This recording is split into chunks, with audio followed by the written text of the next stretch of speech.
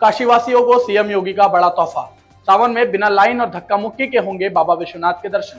नमस्कार, मैं प्रशांत दुबे, आप देख रहे हैं काशी वार्ता। सावन महीने के ठीक पहले काशीवासियों के लिए एक बेहद बड़ी और राहत भरी खबर है।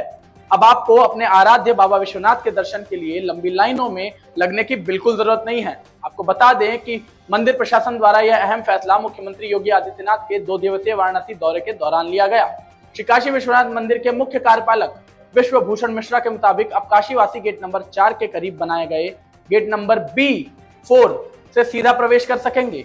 इसके लिए आपको अपना एक स्थानीय पहचान पत्र जैसे आधार कार्ड, पैन कार्ड या ड्राइविंग लाइसेंस दिखाना होगा।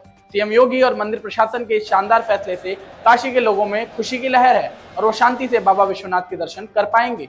सुनिए विश्वभूषण मिश्रा ने क्या कहा। श्री काशी विश्वनाथ धाम में श्रावण मास बहुत ही महत्वपूर्ण पर्व होता है।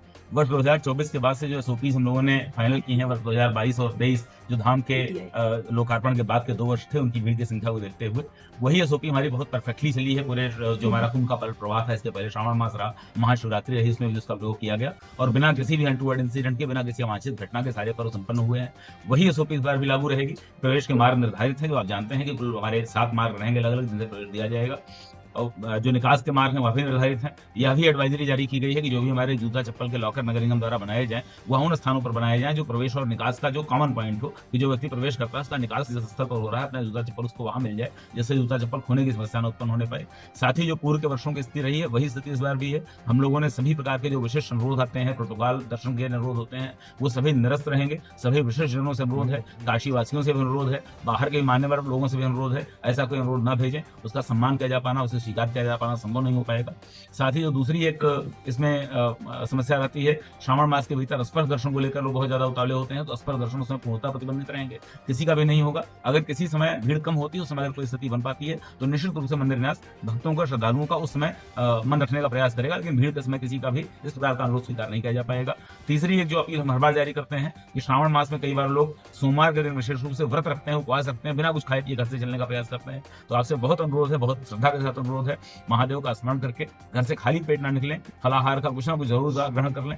खाली पेट रहने से कई बार व्यक्ति फेंट हो जाता है, यहाँ बेहोश होने की समस्याएं होती हैं, स्टेशन पर उनको ले जाना पड़ता है। तो अपने स्वास्थ्य के साथ समझौता ना करें। भगवान शिव आनंद के देवता हैं, आप आनंद में रहें, आनंद पूर्वक यहाँ पर आएं। धाम की तरफ से यहाँ पर ग्लूकोज की, ORS की, पानी की, पेयजल की, सूक्ष्म जलपान की सारी व्यवस्था की जाएगी, मेडिकल की सारी व्यवस्था की जाएगी।